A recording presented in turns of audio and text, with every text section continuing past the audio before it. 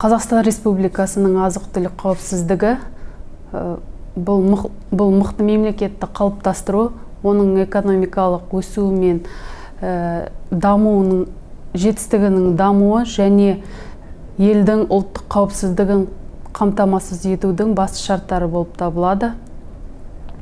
Негізі елорданы негізгі азық-түлікпен қамтамасыз ету мақсатында Қазақстан Республикасы үкіметінің қаулысымен Астана қаласын азық-түлік белдеуін қалыптастыру жөніндегі 2018-2021 жылдарға арналған жол картасы бекітілді. Сонымен қатар Қазақстан Республикасы ұлттық статистика бюросының ақпаратына сәйкес ағымдағы жылдың 1 қаңтар жағдайы бойынша Нұр-Сұлтан қаласында 1.182.000 астам адам орналасқан. Орташа есеппен алғанда және халық санының өсуін ескере келе, жылына елорда тұрғындары 900.000 астам тонна азық-түлік өнімдерін тұтынады.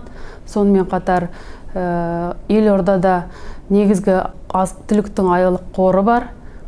Бұл өнімдер қазіргі таңда 20.000 астам өнімдер көкөніс қоймаларында және 5.000 астам өнім ірі сауда объектілерінде сақталынып жатыр. Сонымен қатар азық-түлік белдеуі аймағына бізге Ақмола облысының 17 ауданы, Қарағанды облысының 4 ауданы кіреді.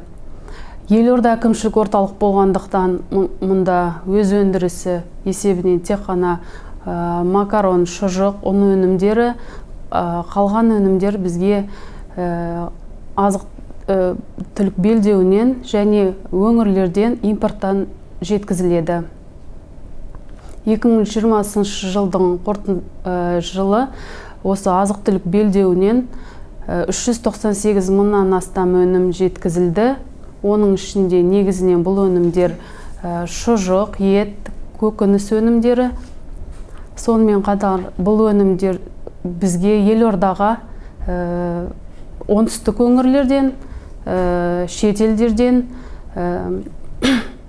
Пәкістан, Өзбекстан, Қытай елдерінен өнімдер жеткізіледі. Сонымен қатар Нұр-Сұлтан қаласының әкімдігі Қостанай, Қарағанды, Павлодар облыстары арасында өндірістік қуаттылықты орналастыру және облыстардың өндірушілері арасында Нұр-Сұлтан қаласының сауда объектілеріне тікелей жеткізілімдерді байланыстыру нығайту бойынша іс-шаралар жоспарға қол жеткіздік.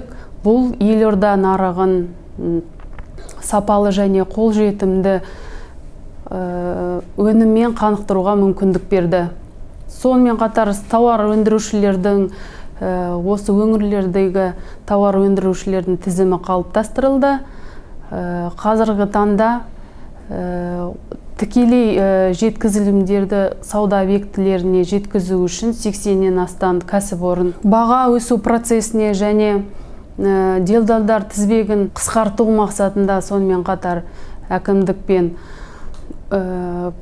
көтерме тарату орталықтарының құрылыстарына 3 инвесторлар тартылып жатыр. Іске асу мерзімі 2022 жылы іске асырылатын болады. Сонымен қоса тағы бір бағаны тұрақтандыру бойынша шара, бұл жыл сайын өткізілетін ауыл шаруашылық жәрмеңкелер. Өткен жылы 12 тауар өндірушілерінің қатысуымен ауыл шаруашылық жәрмеңкелері өткізілді. Азық-түліктің бағасы орташа баға алған кезде 15-20% төмен бағада азық-түліктер өнімдер сатылып жатты. Қазіргі таңда тұрақтандыру қоры қалыптастырылуда және өзінің тиімділігін көрсеткен айналым механизмі аясында әкімдік шаралар қабылдаудамыз. Өткен жылы әлеуметтік маңызы бар азық-түліктің 18 позициясы бойынша ірі сауда объектілерде бекітілген бағада осы азық-түліктер сатылып жатыр. Сонымен қатар көкөніс өніміне баға өсу фактілері анықталған жағдайда әлеуметтік маңызы бар тауарларға біз күнделікті мониторинг жүргіземіз. Және баға өсу фактілері анықталған жағдайда табиғи бәсекелесті қорғау департаментіне сигнал жіберіледі. Өткен жылы 11 факті бойынша хат жіберілген болатын. Форвардық келісім шарттар жасалды.